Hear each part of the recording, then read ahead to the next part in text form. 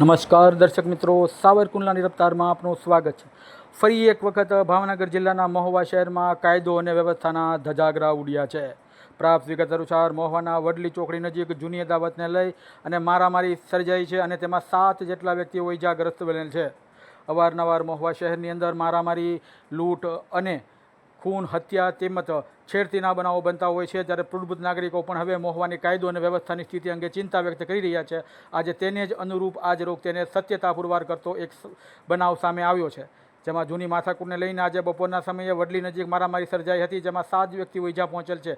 Cricket જેવી રમવાની સામેતને બાબતને લઈ જૂનું મંદુક હોય તે બાબતને લઈને વડલી ચોકડી નજીક આજે આ બે જૂથો વચ્ચે મારામારી સર્જાઈ હતી. ભરવાડ સમાજ અને કોળી સમાજના વ્યક્તિઓના બે સામસામા જૂથો સામસામે આવી ગયા હતા અને માથાકૂટમાં ધોકા, પાઇપ અને તીક્ષ્ણ હથિયારોનો મોટા પ્રમાણમાં ઉપયોગ કરવામાં આવ્યો હતો અને એકબીજા પર હુમલો કરવામાં આવ્યો હતો, જેમાં સામસામે બંને જૂથોને ઈજા પહોંચતા તેમને પ્રથમ સારવાર માટે મહુવાની સિવિલ હોસ્પિટલે ખસેડવામાં આવેલ. ત્યારબાદ વધુ સારવાર માટે મહુવા હનુમત હોસ્પિટલે ખસેડવામાં આવેલ છે.